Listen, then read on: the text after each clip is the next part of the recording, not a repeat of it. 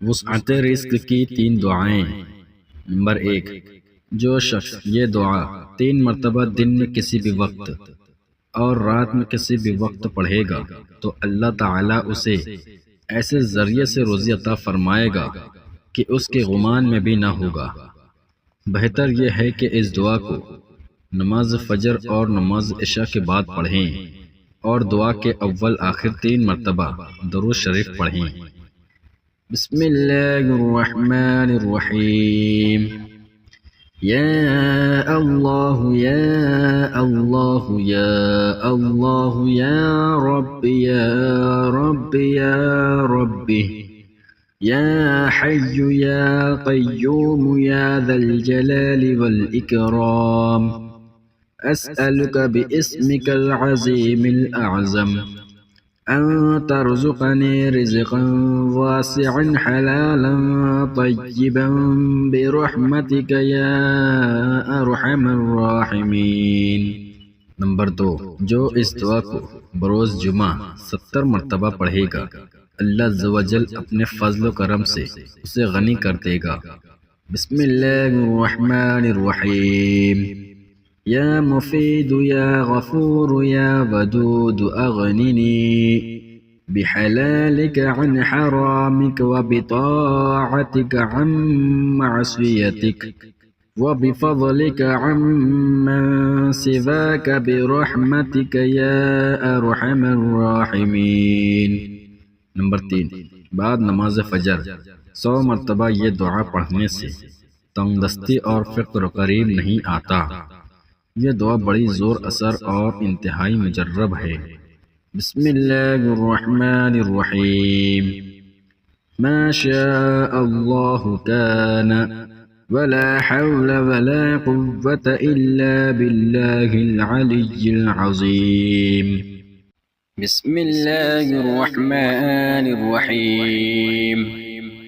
اللهم صل على سيدنا ومولانا محمد صاحب التاج والمعراج والبراق والعلم دافع البلاء والوباء والقحط والمرض والألم اسمه مكتوب مرفوع مشفوع منقوش في اللوح والقلم سيد العرب والعجم جسمه مقدس معطر مطهر منور في البيت والحرم شمس الضحى بدر الدجى صدر العلا نور الهدى كهف الورى مصباح الظلم جميل الشيم شفيع الأمم صاحب الجود والكرم والله عاصمه وجبريل خادمه والبراق مركبه والمعراج سفره وسدرة المنتهى مقامه وقاب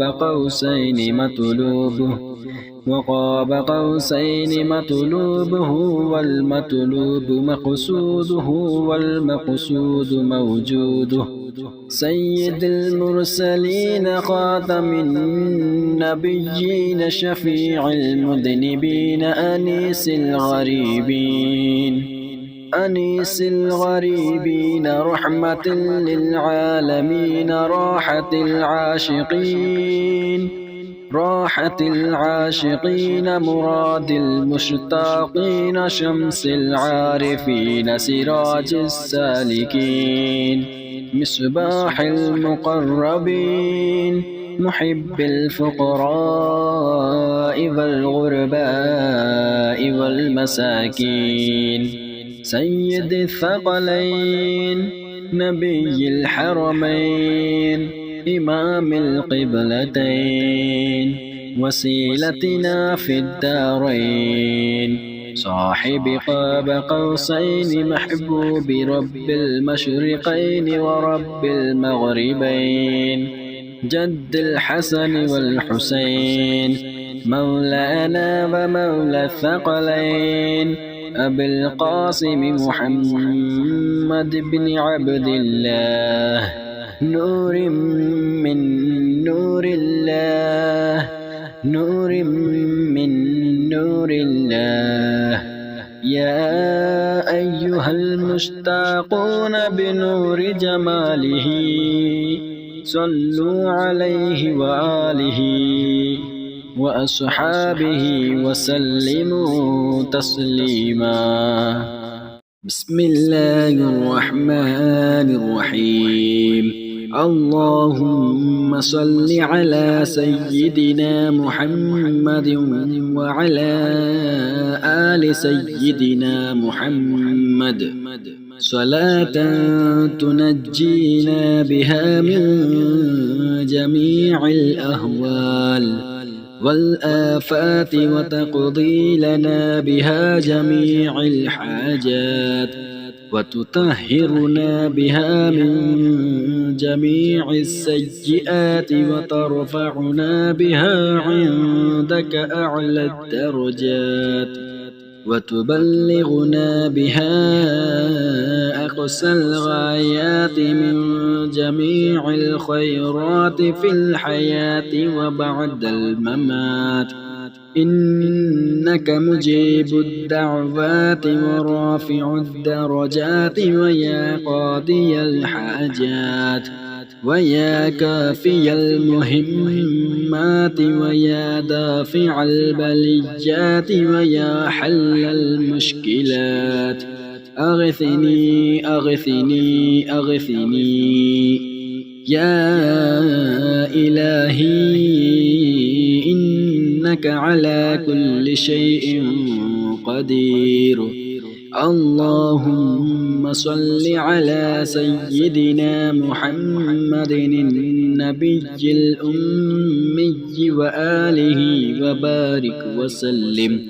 أستغفر الله الذي لا إله إلا هو الحي القيوم وأتوب. بسم الله الرحمن الرحيم. الله لا إله إلا هو الحي القيوم، لا تأخذه سنة ولا نوم، له ما في السماوات وما في الأرض. من ذا الذي يشفع عنده إلا بإذنه، يعلم ما بين أيديهم وما خلفهم، ولا يحيطون بشيء من علمه إلا بما شاء. وسع كرسيه السماوات والأرض، ولا يئوده حفظهما، وهو العلي العظيم.